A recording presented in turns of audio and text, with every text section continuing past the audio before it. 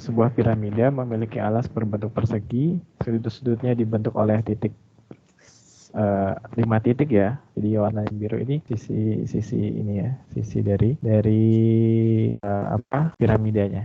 Ya, kita lanjut ke nomor 2. Kita lanjut ke pembahasan soal. Jadi untuk soal nomor 1 ya, kita akan membahas sama-sama di sini. Soal nomor 1 berkaitan dengan piramida. Untuk menentukan panjang sisi piramida, kita akan merepresentasikannya sebagai sebuah vektor dan menggunakan persamaan panjang vektor untuk mencari panjang sisinya. Nah, ketika piramida tersebut kita balik ya, sehingga kita melihatnya dari atas, akan terlihat seperti gambar ini. Ya, pada gambar ini ada 5 buah titik ya, sesuai dengan piramidanya. Nah, kelima titik ini berada pada sumbu X, sumbu Y, dan sumbu Z. Nah, sumbu Z itu ada di tengah-tengah. Jadi, dia berada di tengah-tengah piramida, terus berpotongan dengan puncak piramida ya. Jadi, sumbu Z berpotongan dengan puncak piramida. Nah, seperti ini. Nah, keempat titiknya ini di bagian alas bisa kita representasikan dengan sebuah titik ya, titik koordinat ya 1,1,0 berada di sebelah kanan atas, kemudian 1,-1,0 berada pada sebelah kanan bawah, kemudian -1,-1,0 berada pada sebelah kiri bawah, dan -1,1,0 berada di sebelah kiri atas. Kemudian titik-titik ini kita yang terakhir adalah titik puncak ya, yaitu terletak pada 0,0,1 yang berada pada pusat koordinat ya. Jadi kalau misalkan kita punya koordinat XY, maka 0,0,1 itu berada pada titik ya, tengah-tengah ya. Nah, sedangkan nilai satunya sendiri itu berada pada ketinggian Z ya. Jadi kita bisa katakan nilai X sama dengan 0, Y sama dengan 0, dan Z sama dengan 1. Nah, kemudian panjang tiap sisi piramida sama. Jadi yang mengubah dari 1,1,0,1 dari 1-1,0 ke 0,0,1 itu memiliki panjang yang sama. Sehingga untuk mencari panjang sisi piramida ya, kita hanya akan merujuk ke satu titik alas dan titik puncak saja gitu ya. Jadi kita cukup hitung satu nilai saja, maka kita akan bisa mencari keempat panjang sisinya seperti itu. Nah, semisal kita di sini mengambil sebuah vektor W ya, di mana W ini merupakan vektor panjang sisi piramida, maka kita bisa ambil contoh salah satu titik alas yaitu 1,1,0 sebagai titik awal. Dan titik puncak ini 0,0,1 sebagai titik akhir. Nah, vektor itu kan merupakan kita bisa representasikan sebagai sebuah garis ya, sebuah garis yang menghubungkan dua buah titik ya, titik awal dan titik akhir. Nah, untuk merepresentasikannya gimana ya?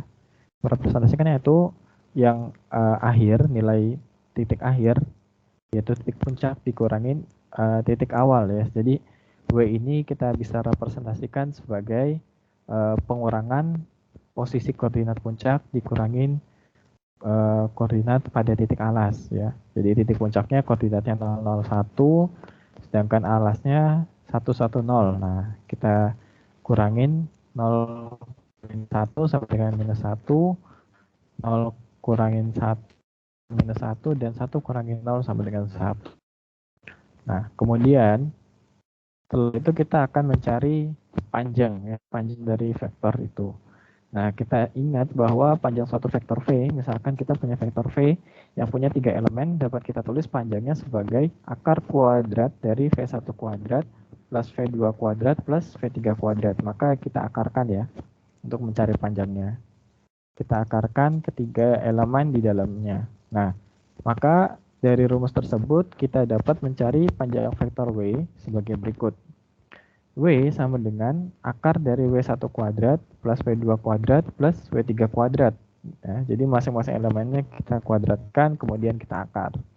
Nah, kita tahu masing-masing elemennya adalah minus 1, dan 1. Maka ketiga ini kita kuadratkan, maka akan menghasilkan panjang W sama dengan akar 3. Maka dari sini kita bisa simpulkan bahwa setiap panjang pada sisi ini setiap panjang pada sisi piramida itu sebesar akar 3 gitu ya. Ini untuk jawaban soal nomor 1. Seperti itu. Kemudian untuk jawaban soal nomor 2 itu apabila ada 3 buah vektor U, V, dan W ya. Di mana U sama dengan 2, 2, kemudian V sama dengan 2, minus 2, dan W sama dengan minus 2, minus 6. Nah, ketiga vektor ini memiliki 2 buah elemen. Nah, kita disuruh mencari panjang vektor.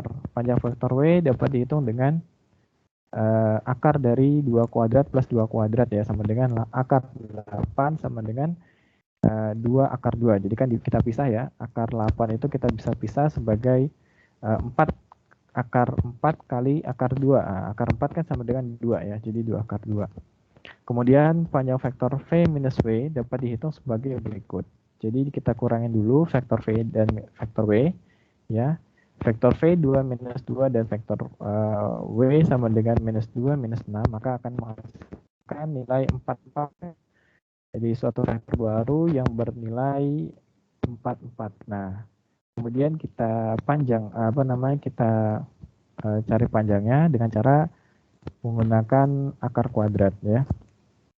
Jadi 4-nya kita kuadratkan keduanya, maka akan menghasilkan 4 akar 2. Ini untuk jawaban soal nomor 2 nomor 1 ya. Jawaban soal 2 poin pertama. Jadi yang ini jawabannya. Kemudian untuk jawaban soal 2 untuk poin kedua itu ditanya adalah ada operasi ya, operasi dan disuruh mencari gambarnya. Maka di sini operasi yang pertama yaitu untuk U plus V, maka dihitung sama dengan U plus V sama dengan 2, 2 plus 2 minus 2 sama dengan 40 ya. Seperti ini. Dan digambarkan sebagai berikut. Nah, kita lihat arahnya ya. Arah U itu 2 kotak ke kanan dan 2 kotak ke atas ya.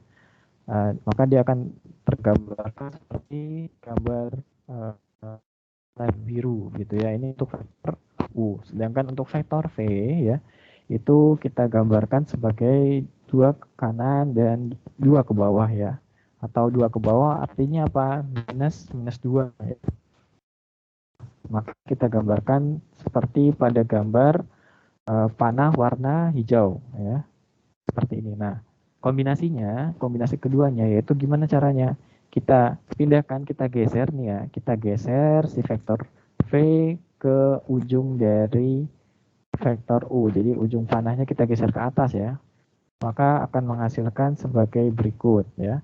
Nah, kita lihat di sini kita punya vektor V yang tergeser ke atas ya.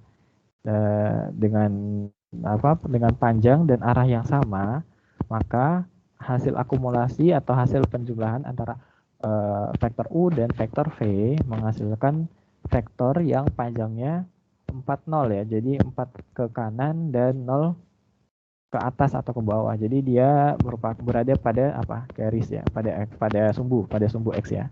Kita tarik, dia panjangnya 4,0. Nah, seperti ini. Maka ini contoh dari realisasi vektor, penjumlahan vektor ya. Kalau digambarkan dilihat secara gambar ya, seperti ini caranya. Kemudian untuk nomor 2 poin B, kita diminta untuk melakukan pengurangan ya terhadap vektor V dan vektor W. Nah, V minus W dapat dihitung dengan cara V itu 2 minus 2. Oh, ini harusnya minus deh ya. Ini harusnya minus. Sorry, ini harusnya minus. Jadi ini nanti ini agak ini ada typo. Ini harusnya minus ya. minus, oke, seperti ini. 2 minus 2 sama dengan 4 ya, dan digambar sebagai berikut. Jadi V-nya itu ke kanan ya, ke kanan bawah ya, karena dia 2, minus 2 dan W-nya ke kiri bawah ya. Dengan dimana minus 2 ke kiri ya, jadi minus 2 sebelah kiri untuk sumbu X, dan dan minus 6 ke bawah ya. Jadi di sini itu ya, di sini kan minus 2 dan di sini sama dengan minus 6 ya. Seperti itu. Maka vektor V digambarkan oleh arah panah warna biru dan vektor W digambarkan oleh panah warna hijau, seperti itu. Nah, penjumlahan pengurangan keduanya kita gambar sebagai seperti ini ya. Jadi ketika kita minus, artinya apa yang berubah dari vektor W? Yang berubah adalah arahnya, sedangkan panjangnya tidak. Maka ketika misalkan 2 minus 6, maka kita misalkan bisa panjangnya seperti ini. Ini minus W ya. Dimana ini misalkan di sini 2, di sini 6 ya. Seperti ini gitu. Ini vektor minus W ya. Nah, sehingga ketika kita gambar di sebelah kanan ini, maka akan kita lihat vektor minus W itu arahnya ke atas ya. Tadi arahnya ke kiri bawah, sekarang dia ke atas gitu ya. Maka kombinasi keduanya adalah V minus W sama dengan 4,4 digambarkan oleh vektor digambarkan oleh panah yang berwarna merah ya. Seperti ini. Kemudian jawaban soal nomor 3. Nah, di sini kita diminta untuk mencari kita punya vektor yang sama, kemudian ditanyakan sudut antara keduanya ya. Kita punya 2 buah operasi di sini. Operasi pertama yaitu pengurangan U minus V, dan operasi kedua adalah penjumlahan ya, W plus V ya. Nah, kita pertama-tama melakukan operasi pengurangan dulu. U minus V itu seperti apa? 2 minus 2 dikurangi 2 minus 2 ya. Maka akan menghasilkan 0 dan 4 ya. Karena 2 minus 2, jadi 2 tambah 2 sama dengan 4. Nah, kemudian untuk W, ini harusnya W plus V ya. Sorry.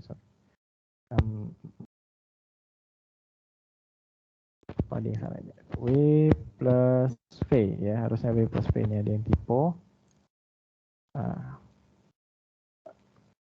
Jadi W plus V ya, itu sama dengan minus 2 ditambah 2 ya, jadi sama dengan 0. Minus 6 ditambah minus 2 sama dengan minus 8. Maka dari sini kita punya 2 buah vektor ya. Kita misalkan vektor yang pertama ini vektor A, dan vektor kedua adalah vektor B ya. Maka panjang vektor A dan B masing-masing adalah sebagai berikut. A itu sama dengan akar dari 0 kuadrat plus 4 kuadrat sama dengan 4, dan vektor B itu kita punya panjangnya adalah 0 kuadrat ditambah minus 8 kuadrat sama dengan 8. Nah, kemudian untuk sudutnya, sudut theta antara vektor A dan vektor B itu sama dengan rumus panjang ya, rumus cos theta. Kita pakai rumus cos theta, yaitu A dot B dibagi panjang vektor A dan panjang vektor B. Jadi ada 2 ya. Pertama operasi dot ya, di sini ada operasi dot produk ya. Ya, operasi dot produk dan operasi perkalian antara panjang ya. Operasi perkalian antara panjang. Perkalian panjang vektor, oke. Nah, kemudian kita punya vektor A yaitu 0, 4 dan vektor B 0, minus 8, maka kita dot produkkan. Dibagi 4 dan 8. Nah, di sini kita bisa membagi nilai 4 dengan 4 ya. Ya kan? Dan minus 8 dan 8. Maka nanti di sini akan bernilai 0,1 di dot produkkan dengan 0, minus 1. maka akan menghasilkan nilai cos theta sama dengan minus 1. Ya, cos theta sama dengan minus 1. Sehingga apa? Tetanya yaitu kita bisa gunakan rumus apa? Arsin ya. Arsin, Arcos ya. Arcos, jika cos theta sama dengan minus 1, maka Arcos minus 1 yaitu 180. Jadi Arcos itu kalau misalkan teman-teman ingat, itu kita misalkan ada sebuah, ini cos ya. Kita punya grafik cos ya.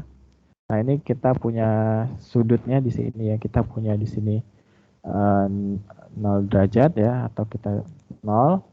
Terus di sini kita punya sama dengan 90 derajat, atau kita dalam radian itu pi per 2 ya. Kemudian di sini kita punya pi ya. Sini kita punya pi ya. Di sini kita punya berapa nih? 3 per 2 pi ya. 3 per 2 pi. Dan di atas kita punya 2 pi, yaitu sama dengan 360 derajat gitu ya. Nah, maksudnya ini apa? Jadi kalau misalkan andaikan kita notasikan di sini sumbu X itu sebagai theta ya, maka sumbu Y ini kita bisa tuliskan sebagai cos theta ya. Theta seperti itu. Maka kalau ditanyakan theta, maka kita balik nih, kita mencari yang ada di sumbu X-nya ya. Dari nilai yang ada di sumbu Y gitu ya. Ini mungkin pelajaran yang sudah pernah kita pelajari waktu SMA. Seperti ini. Jadi cos minus 1 itu berapa? Cos minus 1 yaitu saat Y-nya berada di minus 1 ya. Ini 1. Ini 1 ya, ini 1. Terus kalau misalkan ke bawah, ini sama dengan minus 1 ya. Nah, seperti ini. Maka minus 1 itu berada pada theta sama dengan pi ya. Seperti itu. Ini cara untuk mencari arsin, arcos ya. Nanti arsin juga sama. Nah, ini akan sering dipakai ketika kita mempelajari kalkulus, mungkin kalkulus dasar di awal-awal. Kemudian ini untuk nomor 3. Ya, mungkin 3 soal aja ya. Ini pembahasan juga 3 soal.